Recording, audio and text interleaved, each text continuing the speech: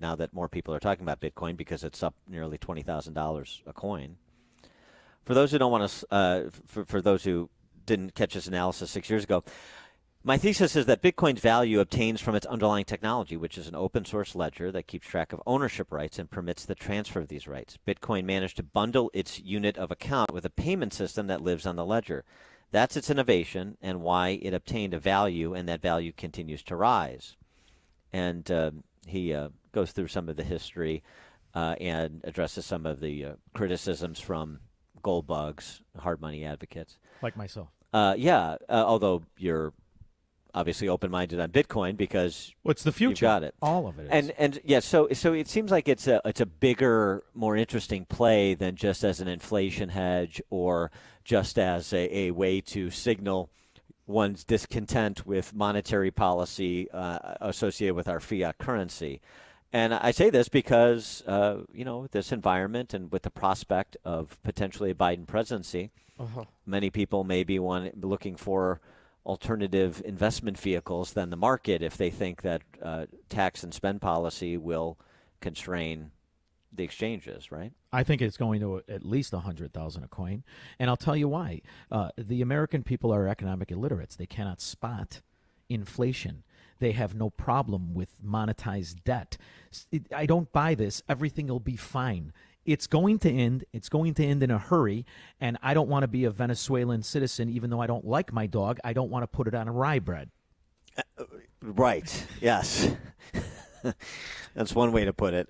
It's not the sort of analysis on inflation you're used to, but I think it drives the point home. For more on the topic, as well as how the great mortgage boom of 2020 will end, we're pleased to be joined again by Christopher Whalen, who's an investment banker, chairman of Whalen Global Advisors, LLC. He's the author of Ford Men, From Inspiration to Enterprise, and Inflated, How Money and Debt Built the American Dream, also the editor for the Institutional Risk Analyst. Christopher Whalen, thanks for joining us again. Appreciate it. Good morning, gentlemen. How are things in Chicago? Terrible. Absolutely terrible. There you go. It's always the sunny side up there. So, Christopher, before we get to a discussion about the mortgage boom, what's your perspective on Bitcoin? Well, I think Jeffrey Tucker's right. Its fascination is the fact that it was enabled by technology. It's enabled by very clunky technology, though. You know, the Bitcoin security wrap has been defeated multiple times, but originally they said, well, we're going to use these really complicated math equations that you have to solve in order to get your reward as a miner of Bitcoin, and this will provide security. Well, it doesn't really work. So the inefficiency of Bitcoin on the one hand, and the fact that it does use technology on the other, I think is part of the fascination. And, you know, it's the shiny object, as you said.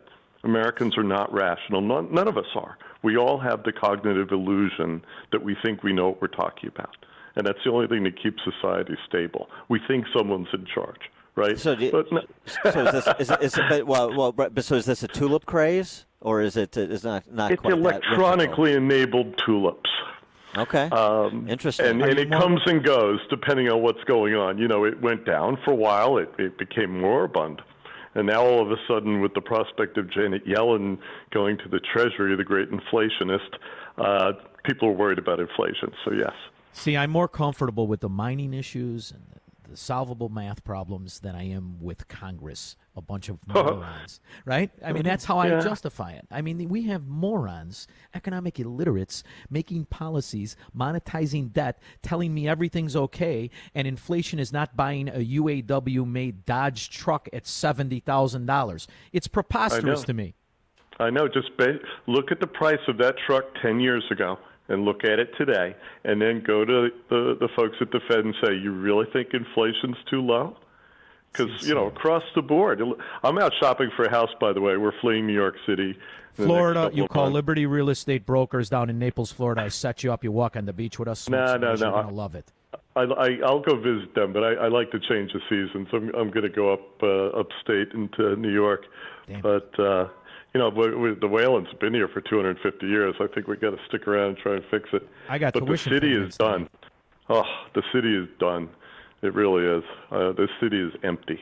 And I know, you know, They just put out the cash report for the first quarter through September. It looks okay, but that's momentum. You know, when you shut the power off on a big jet plane, it kind of glides for a while.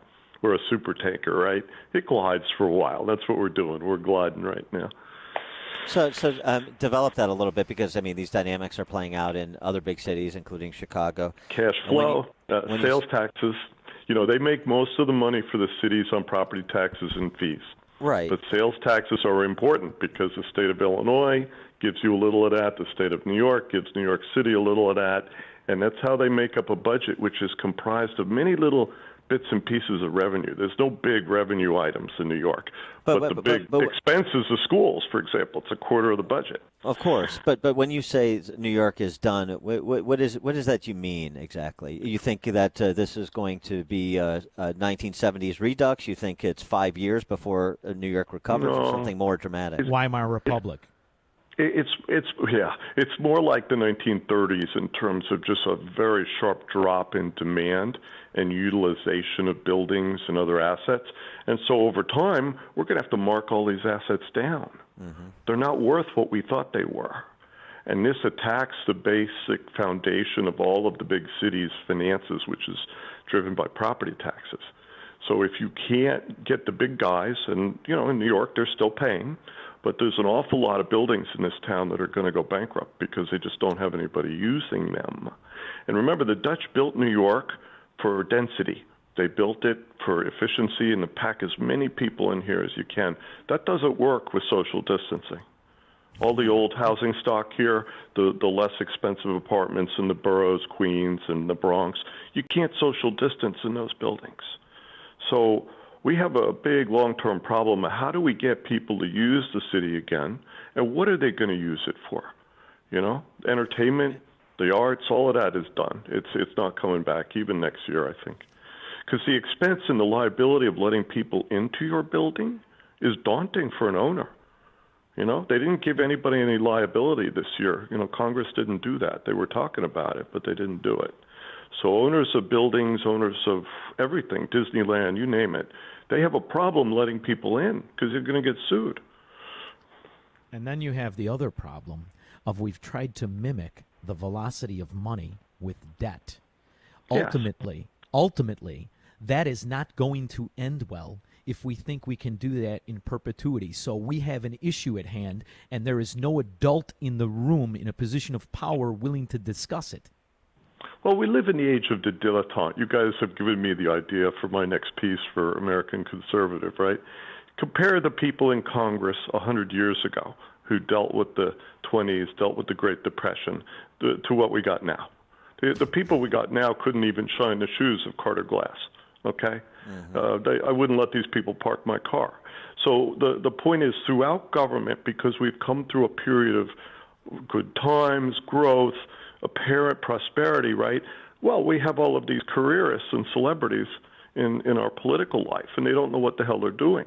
I did a piece this morning about the transition from LIBOR, which is important for people in Chicago.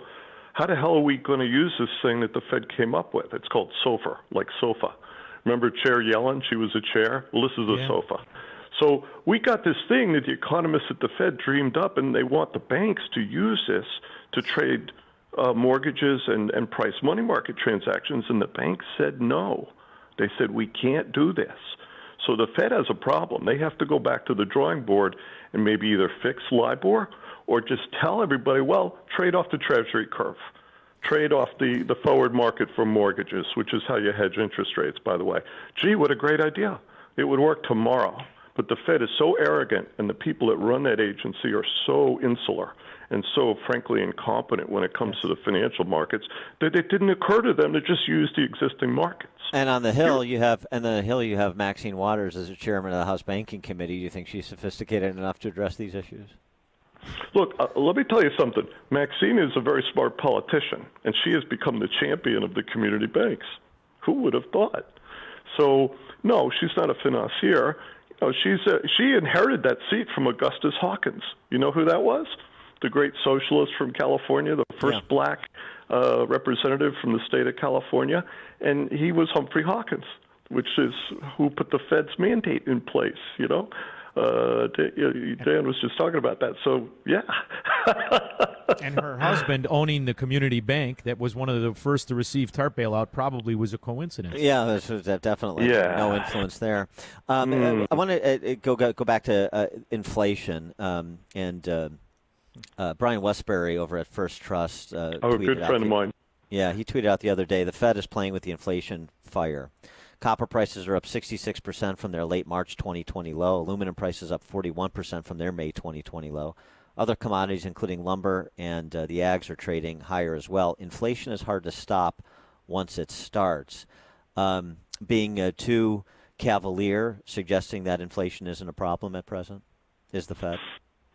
No, he's not. But the toggle here, the thing that is very dangerous, is that all of the political officials we've mentioned, the Fed, the rest of them, are pushing the limit of the world's tolerance of our silliness. In other words, we have these big deficits, we do all these other crazy and stupid things, but we want them to keep using the dollar as the global currency. Okay? That's the toggle. When we start to convince people that they should ask us for, say, gold or other currencies to pay for imports, then you see the inflation. As long as we can keep getting them to use our paper as the means of exchange, there's several dimensions of money, right? Then we're okay. But the moment we convince them to start taking Chinese renminbi or anything else because they no longer have confidence in us, then we're done. You stick a fork in it, right? Or we go to war, which is cheaper than paying the responsibility of what we've been selling. Correct. Well, that's the historic. If you think of us as the heirs to Great Britain and the Great Game, then yes, that's what happens. When the British had a trade imbalance with China, what did they do so nicely? They introduced them to opium. Okay. I want to get to this piece that you wrote about the mortgage boom of 2020 and how you think it ends. Because there's so much interest in real estate right now, and particularly potentially as an inflation hedge because of low interest rates. So, give us your perspective on the mortgage market. Well, in April, when we had the Fed suddenly start to come in and buy trillions of dollars worth of securities, we almost destroyed a lot of mortgage companies, including some very big ones, and some REITs like Annaly. You guys have probably heard of them. They almost tipped over because the folks at the Fed didn't understand what they were doing. Now, they've all gone public, or at least some of them have gone public, and the volumes are great, but the spreads are shrinking. Why? Capacity is coming online. The mortgage firms are focusing on this amazing opportunity this year compared to, say, 2 years ago when they were going out of business. So the year is going to be awesome. Next year is going to be good, too. Volumes will be good. But the spread that they earn per loan, that gain on sale, was 5-6 points this year. It'll be half that next year. Okay? Don't you think, too, the flight to quality aspect of very, very specific real estate in very well-run states is the only thing that will truly hold the inflation hedge? When real estate in these sewers, like the one in Chicago, Illinois, will implode just as fast as the dollar, if not faster.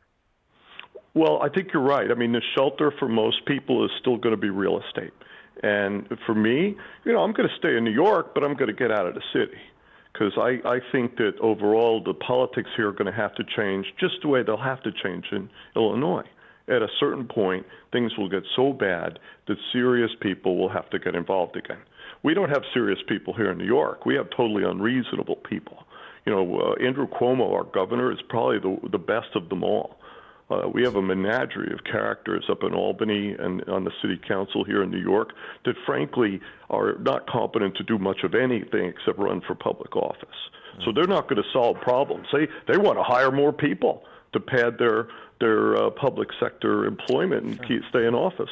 International Emmys for all my men. De Blasio has spent every money in revenue increase since he came into office. He spent every dollar. So there's no reserve here. And I feel bad for the city's employees and the teachers, everybody else, because we're going to have to right-size these governments in these cities, guys, to how many people are here.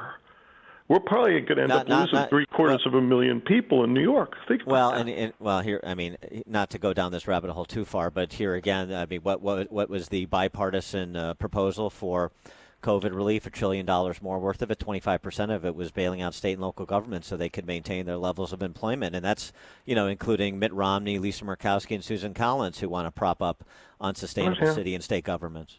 That's right. But it won't work, because even if we had done that, you'd still have them hat in hand 6 months from now. And the Congress would say no. Because you can't do this forever, guys. This is the problem with our economy going back to 9/11. We've been having all of these little crises, right? And so the politicians said, oh, well, we got to spend more money.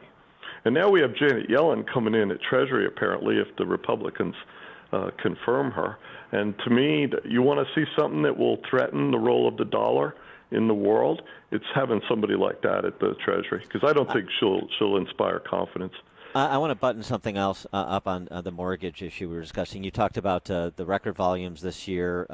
Next year looks good for volume. What happens when volume recedes? Well, when volume recedes, we start to see the rocks, and specifically the boom in refinancing has been used by the industry to float all of the forbearance for COVID. All the CARES Act loan forbearance that Congress so generously put in place last summer, well, they didn't pay for it. They didn't make the mortgage companies whole, so they're all borrowing money from bondholders right now to keep the machinery moving. But Congress is going to have to do the right thing and pay for this, and they're going to have to make Fannie Mae and Freddie Mac whole. By the way, that's one reason you're not going to see them going public anytime soon, because they have to pay for all of this. And nobody in Congress is focused on this. Unfortunately, Trump, who I love in terms of his policies, is so confused and just such a shambles administratively that they haven't dealt with this. And they're going to have to, believe me. We'll have both credit problems 2 years out, and we will have liquidity problems as volumes slow. That's what you should look for. He is Christopher Whalen, investment banker, chairman of the Whalen Global Advisors, LLC, author of Ford Men, From Inspiration to Enterprise, as well as Inflated, How Money and Debt Built the American Dream. He's also the editor of the Institutional Risk Analyst. Christopher Whalen, thanks as always for joining us. Appreciate it. Thank you, guys. Stay safe, okay? And he joined us on the Turnkey.pro answer line. Listen to podcasts of Dan and Amy from the AM 560 mobile app. Download it today at 560theanswer.com/mobile. AM 560 listeners, if you're like me, you're often pretty cynical towards commercials. I'm not really a fan of things being shoved down my throat. My name is Ryan, and if it's okay, I'll try to handle this commercial for our mortgage team more like a business transaction. I think we bring two things to the table that are big advantages and differentiators for you. And obviously, we want you to see those two things so that you'll use us, because then we make money. Advantage one is that we're lucky to have a direct lender advantage. Our company is set up to use its own money and make its own lending decisions within its own walls. There's no middleman. And often, this advantage allows us to get you a better rate, which then saves you monthly and lifelong money. Advantage two is our commitment to AM 560. We specifically chose this station because we think we share core values. And because we're invested here, you should feel confident you'll be well taken care of. We are United Faith Mortgage. We pay your appraisal fees, up to $500. United Mortgage Corp, Melbourne, New York. NMLS number 1330. Ryan Brecka, NMLS number 65233. For all licensing information, go to nmlsconsumeraccess.org. Balance of Nature's fruits and vegetables in a capsule. Changing the world, one life at a time. I think this stuff works. I don't seem to have the highs and the lows. You know how sometimes you get real slow and low during the day? And I'm a type A guy, so I go a lot. And I'm more alert, and it seems like I don't seem to feel famished. And it's not very expensive. And the idea of having that freeze-dried or that nutrient in that capsule, and who's going to eat all those vegetables? Most of us don't eat right anyway. So whatever the science behind this, I think Balance of Nature is a great idea. And I'm going to probably stay with it until I drop. Get a wide variety of all your daily recommended servings of whole fruits and vegetables without having to leave your home. Right now, Balance of Nature is offering free shipping and 35% off on any new preferred order. Call 1-800-2468-751 or go to balanceofnature.com and use discount code CHICAGO. I'm Dan Proft. And I'm Amy Jacobson. We want to tell you about our 2020 Food for the Poor campaign. Food for the Poor is a nonprofit, faith-based organization that provides food, water, medicine, clothing, and life-saving supplies directly to local organizations throughout the Caribbean and Latin America. Folks, these are places that have been devastated by poverty, disease, and this year, Food for the Poor is helping with a new crisis, COVID. As you can imagine, COVID has made a devastating effect on this